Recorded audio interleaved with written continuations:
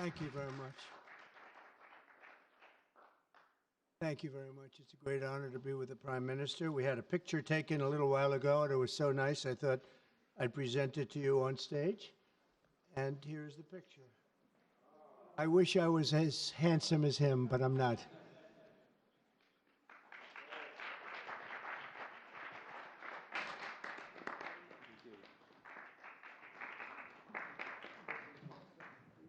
Okay, thank you. Wow.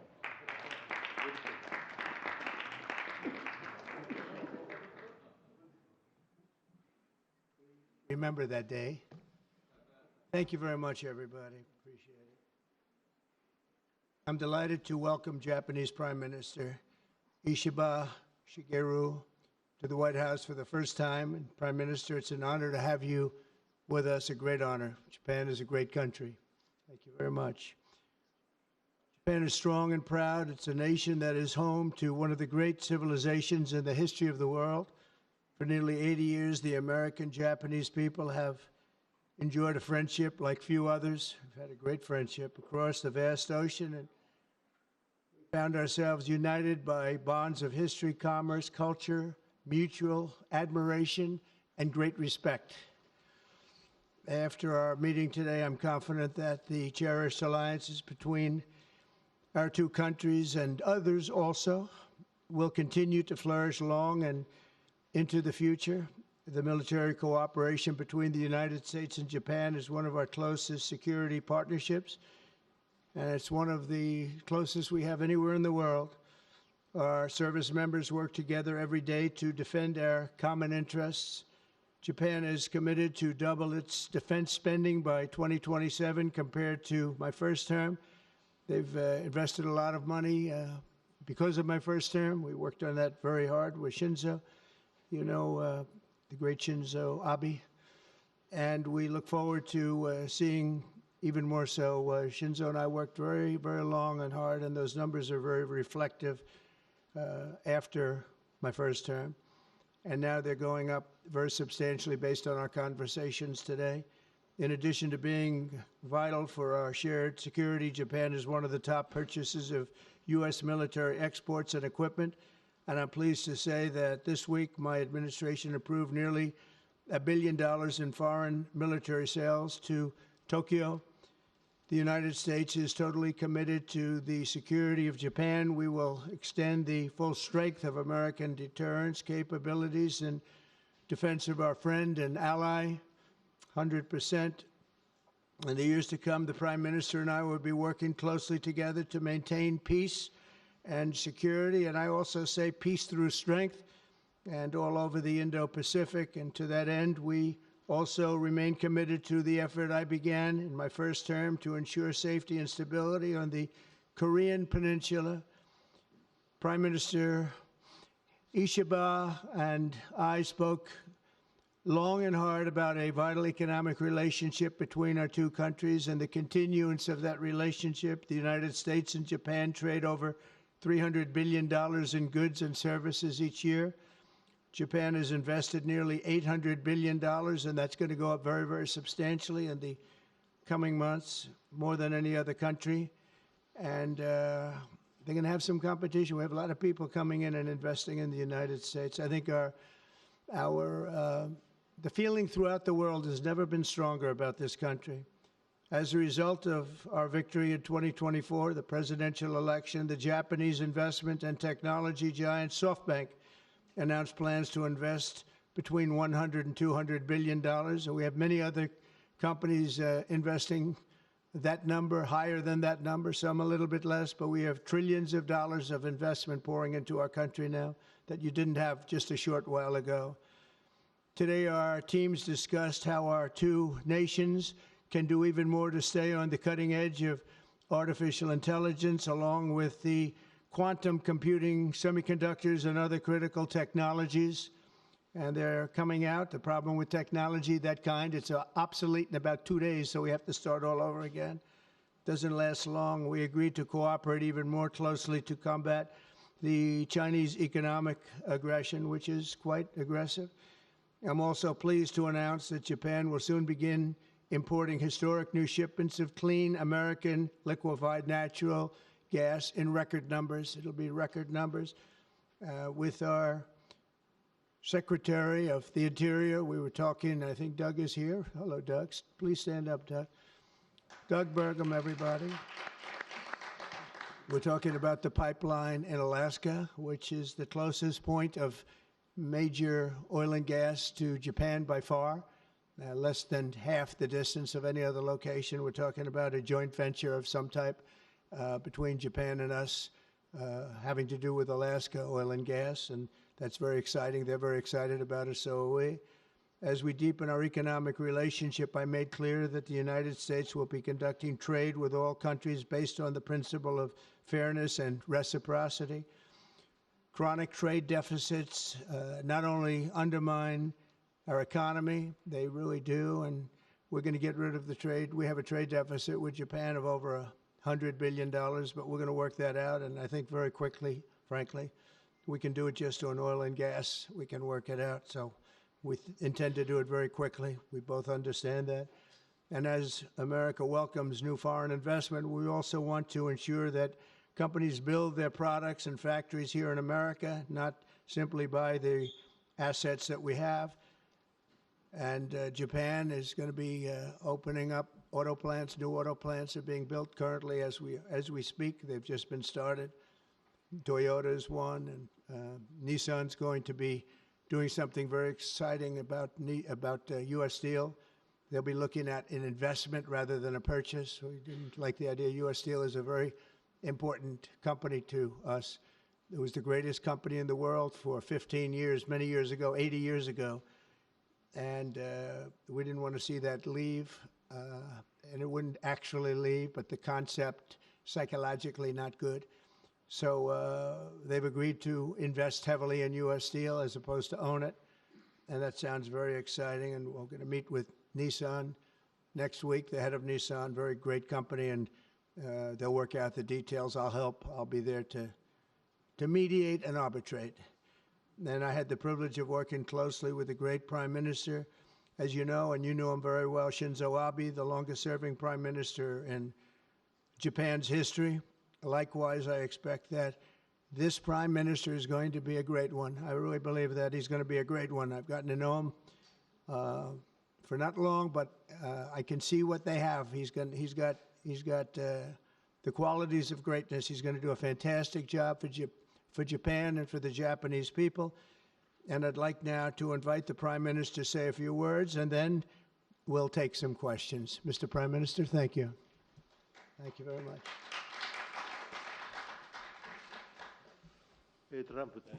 Mr. President Trump, I would like to sincerely thank you for inviting me to the White House today, immediately following your inauguration. I also thank you for your very warm hospitality. I have come to Washington, D.C. with the hope of having a face-to-face meeting and deepening our mutual understanding at this early date with President Trump, who is now leading the United States, the most important country for Japan's diplomacy and security, and aligning our perspectives and visions that Japan and the United States should pursue. What should we do to advance the national interests of both of our countries in synergy and to realize peace and prosperity in the Indo-Pacific? I am convinced that the answer lies in further strengthening the strong and unwavering Japan-U.S. alliance to achieve a free and open Indo-Pacific. President and I concurred to strengthen the deterrence and response capabilities of the alliance and to work closely in addressing strategic challenges that both countries are facing in this region.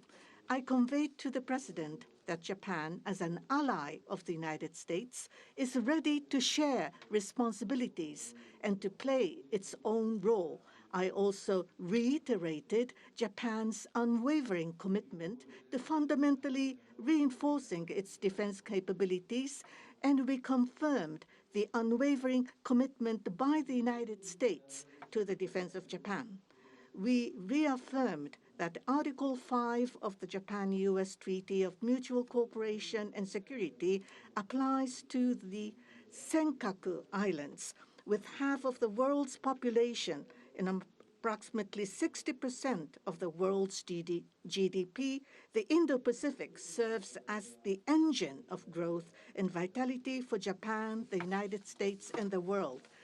President and I also concurred that the United States and Japan will make further efforts in a wide range of areas, working hand in hand together to realize a free and open Indo-Pacific. In this context, we also concurred to further advance cooperation of the multi-layered networks of the like-minded countries, including the Quad, and trilateral cooperation with the Republic of Korea and the Philippines. We also discussed Japan-United States cooperation to bring about growth and prosperity. Economic cooperation, including on economic security, is important from the perspective of strengthening alliance cooperation. Japan is the closest economic partner of the United States and has been the world's largest investor in the United States for 5 consecutive years. Also, with the inauguration of President Trump, the momentum for Japanese companies to invest in the United States is growing even stronger. Today, I conveyed my willingness to cooperate together to elevate Japan's investment in the United States to an unprecedented amount of $1 trillion. President Trump and myself also concurred to elevate the Japan-US partnership to an even higher level through improving business environment and increasing bilateral investment and employment, strengthening each other's industries, leading the world in developing advanced technologies such as AI and leading-edge semiconductors, and strongly promoting efforts to harness the energy of the growing market in the Indo-Pacific region. We also confirmed that we will cooperate to strengthen energy security between the two countries, including increasing exports of United States liquefied natural gas to Japan in a mutually beneficial manner. Regarding foreign exchange, as in the first Trump administration, close discussions will continue between Japanese and the U.S. finance ministers, who are experts in this field. We also held candid discussions on challenges the Indo-Pacific region is facing. We confirmed that we are resolved not to allow unilateral attempts to change the status quo by force or coercion, and to oppose such attempts in the East and South China Seas in order to fully defend a free and open Indo-Pacific.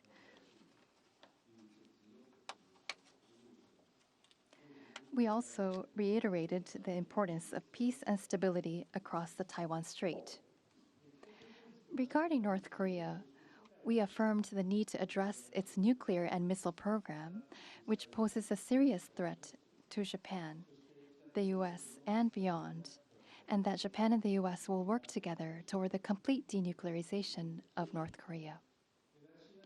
As the abductees and their families continue to age, I conveyed my strong sense of urgency and determination directly to President Trump, and gained his renewed strong support for the immediate resolution of the abductions issue.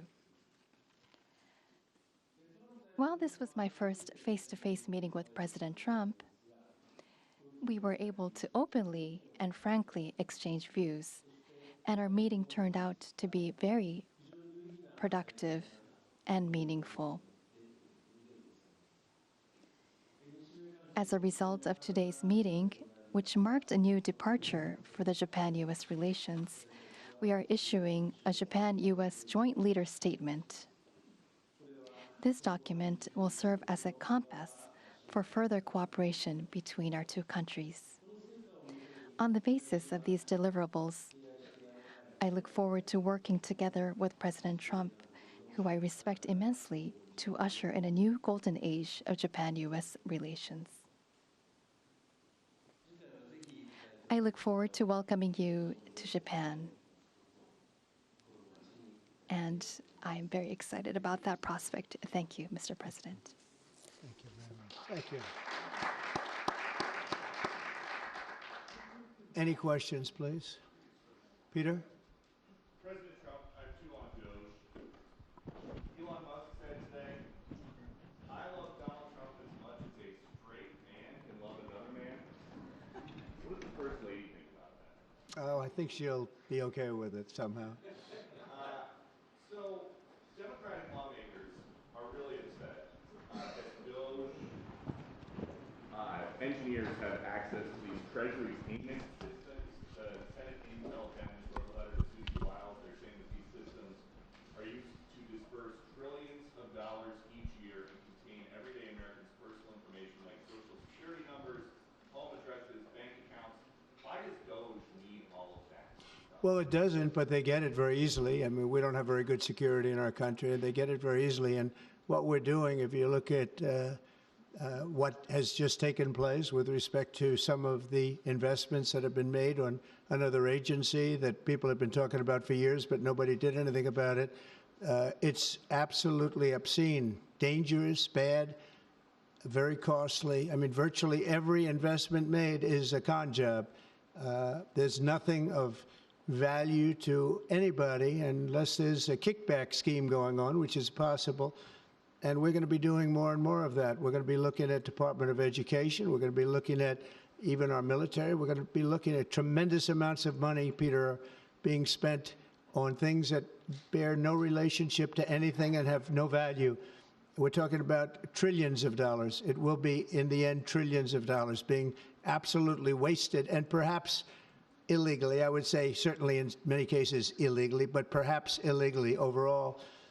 And I'm very proud of the job that this group of young people, generally young people, but very smart people, they're doing. They're doing it at my insistence. It would be a lot easier not to do it, but we have to take some of these things apart to find the corruption. And we found tremendous corruption. You mentioned the Department of Education. What did you think when you saw Democratic lawmakers trying to get into the Department of Education earlier today? Oh, I see the same ones. I see Maxine Waters, a lowlife. I see, you know, all these people. They don't love our country. They don't love our country. We want great education. So they rank 40 countries in education. We're ranked dead last, dead last. But the good news is we're number one in one category. You know what that is? Cost per pupil.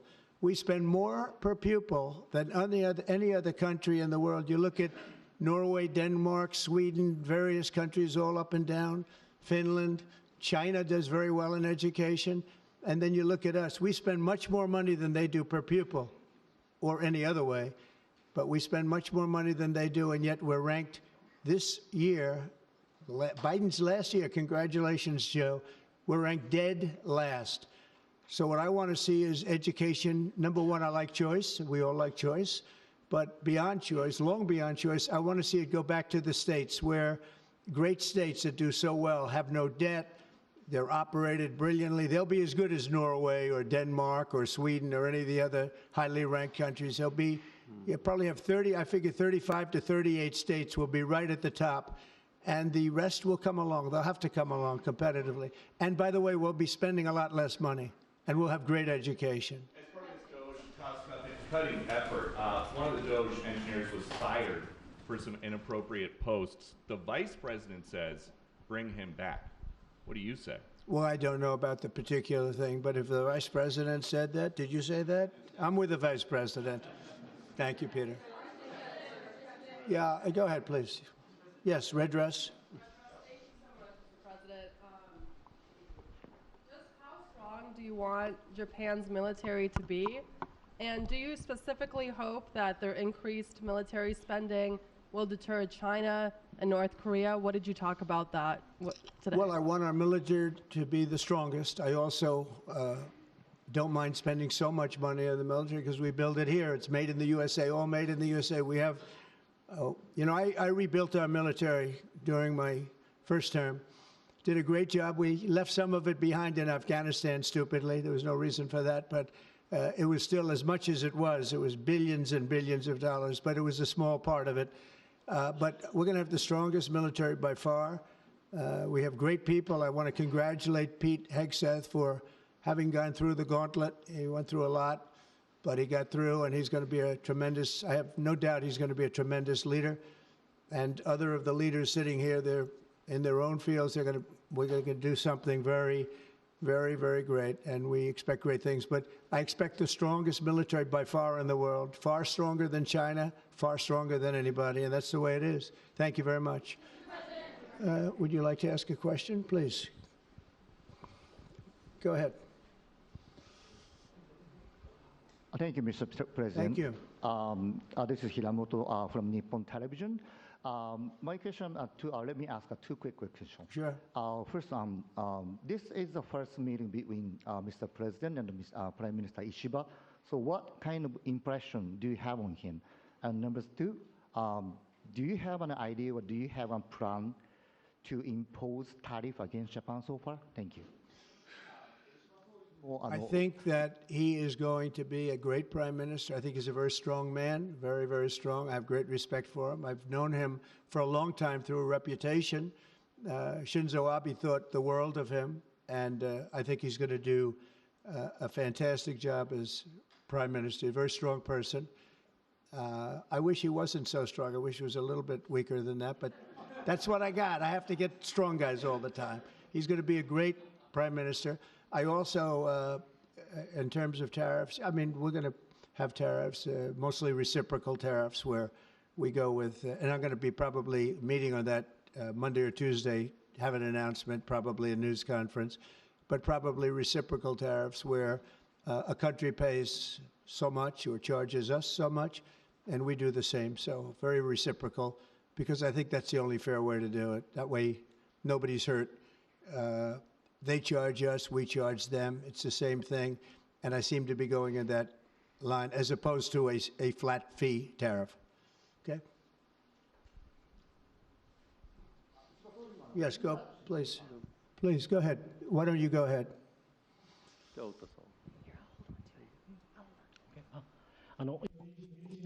This is Ota from Yomiuri Shimbun newspaper. I have a question for Prime Minister Ishiba. So this is your very first summit meeting. What was your impression of President Trump? Were you able to build a good relationship of trust and confidence? In Northeast Asia, there are many challenges, China, North Korea, and so forth.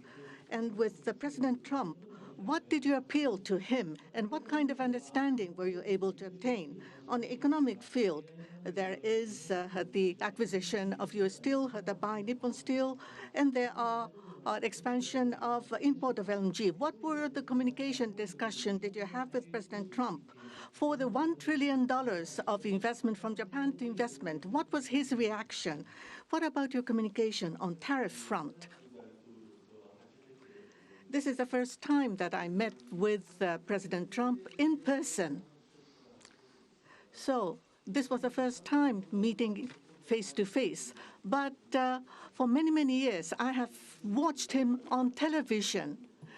So it was quite I was so excited to see such a celebrity on television, to see in person. On television, he is frightening. And he has a very strong personality. But when I met with him, actually, he was very sincere and very powerful and with strong will for the United States as for the whole world. I was able to feel that. This is not the sort of polishing or trying to suck up to him. For the world peace and for the regional stability that both of our countries need to play our role and make our endeavors and responsibility. As for the increase of our defense expenditures, it is not that we are told by the United States to do so. Japan, on our own decision, and on our own responsibility, we need to increase our defense expenditures. But of course, we need to communicate and consult with the United States. But the responsibility is with Japan, and the decision is with Japan. Now, on the tariffs, that if it is mutually beneficial. Tariffs need to be set. And as for Japan, as Mr. President has introduced to us, an unprecedented investment will be made from Japan to the United States, and so many jobs will be created. So $1 trillion is the target. And this will be to the benefit of the United States, but also to the benefit of Japan as well. Investment is mutually beneficial. So be it with U.S. Steel, as Mr. President says, it is not acquisition, it is investment. So the Japanese technology will be provided, and the better quality products will be manufactured in the United States, and the U.S. Steel will make products which will contribute not only to the United States and Japan, but also to the whole world. It is not one-sided. It will be reciprocal. It will be mutually beneficial. And I believe we were able to share on this, and that is the biggest result that I have seen today. Thank you very much. Go ahead, please. Yeah. I wanted to ask you about that U.S. Steel deal. So you're saying that is this a restructuring of the deal that's happening, and then will you approve? They're doing it as an investment, no longer a purchase. Okay. I didn't want it purchased, but investment I love. And they're going to do a big investment, subject to getting the deal done. And that's they'll be something doing you a would big. approve, where the U.S. I'm okay with that, sure. And for the Prime Minister, what was your argument to the President related to U.S. Steel? And one more on tariffs, Mr. President, if I could. You said on tariffs that you'd like them to be reciprocal back and forth. What was the reception from the Japanese Prime Minister when you said that, or when you talked about it? Well, we didn't discuss tariffs too much. We really discussed many other things, including the pipeline in Alaska, which I think is going to be maybe the most exciting thing with Doug and Chris. We discussed that at length, the pipeline. I mean, it seemed to be of great interest to them. It's, we have potentially more oil and gas than in Saudi Arabia, just in Alaska. We have the most of any country in the world. It's a big asset for the United States, but we haven't used it.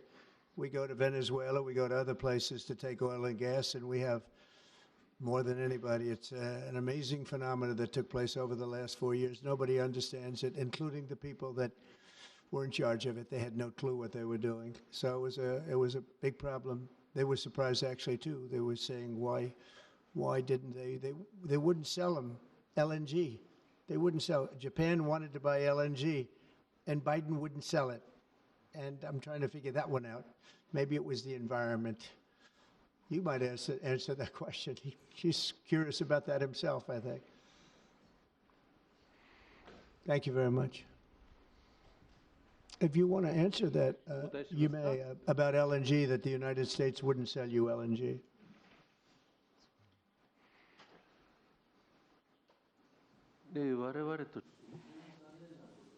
That was a really unfortunate thing, but the current administration, the previous administration was not allowing the LNG to be exported to us.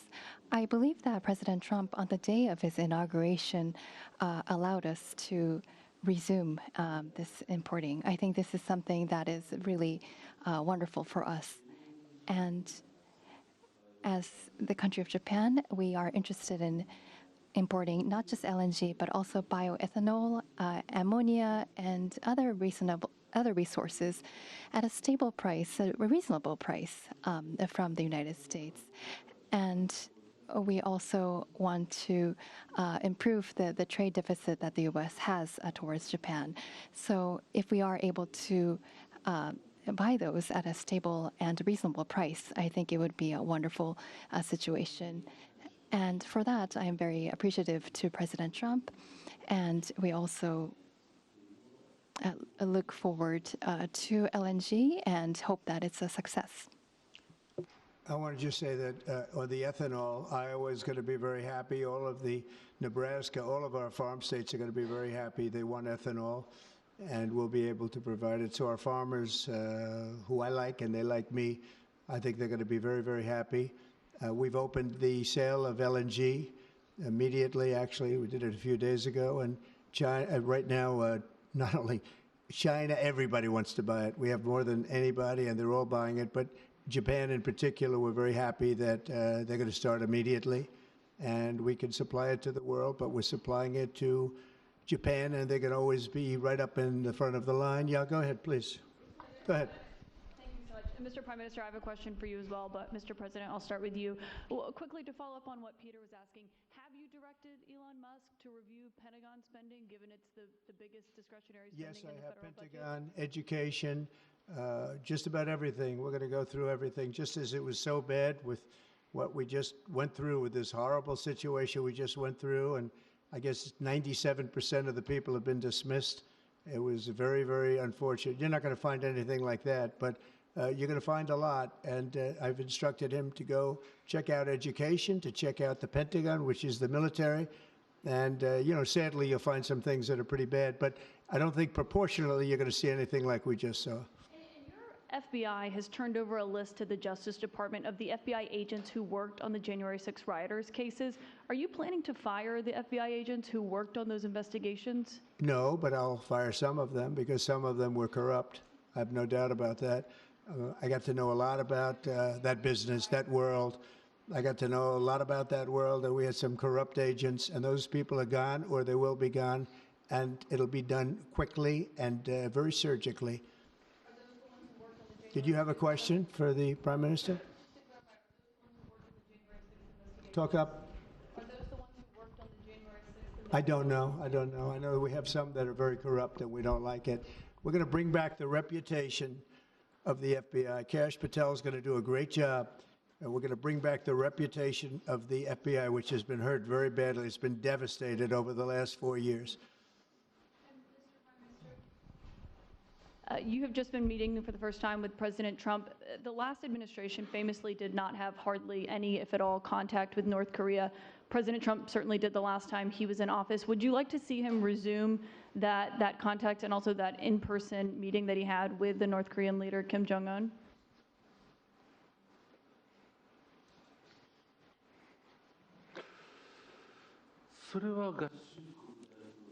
That is something that the United States needs to determine on its own, and it's not something that we should request. Having said that, but for example, in Vietnam or Singapore, the President of the United States, President Trump, was able to meet with Kim Jong-un. I think that's a very positive development. So now that President Trump is in power again, if we are able to move towards resolving issues with the North Korea, I think it would be great. And of course, for us, that includes not only denuclearization, but also resolving the abductee issue. And so not only the victims of the abductees, but also their families too are aging. And so our time is limited.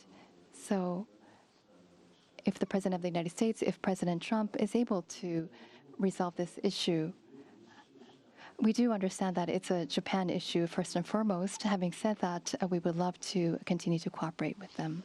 It's actually a good question, and we will have relations with North Korea and with Kim Jong-un. I got along with him very well, as you know. I think I stopped the war. I think if I wouldn't have won that particular election, you would have ended up in a very bad situation.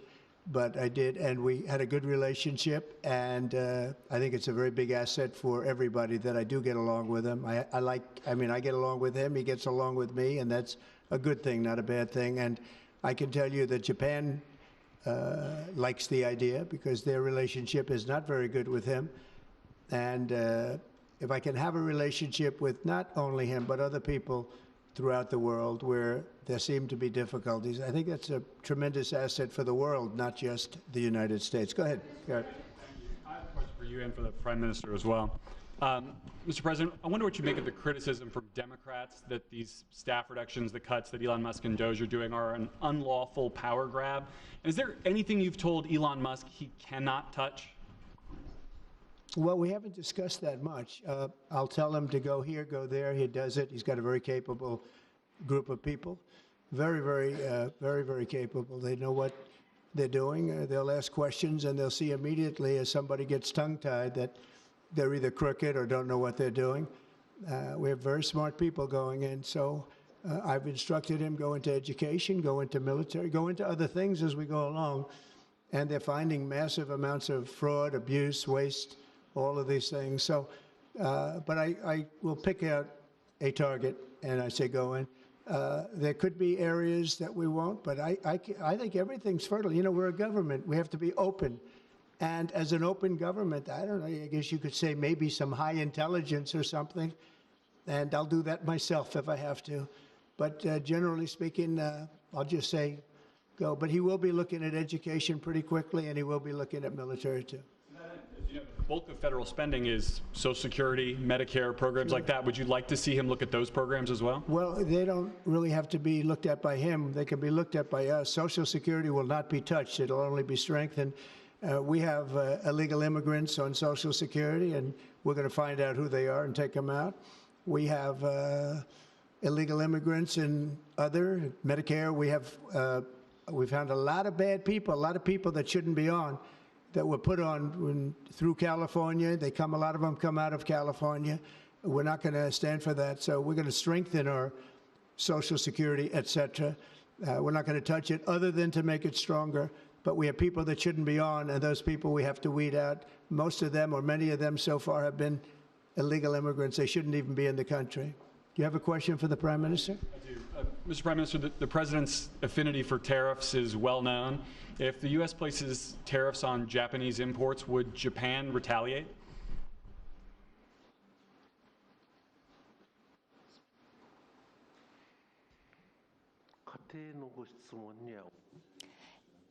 I am unable to respond to a theoretical question. That's the official answer that we have.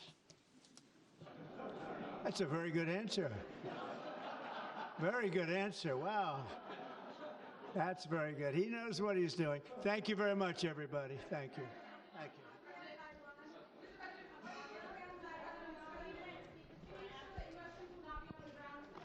Thank you, everybody.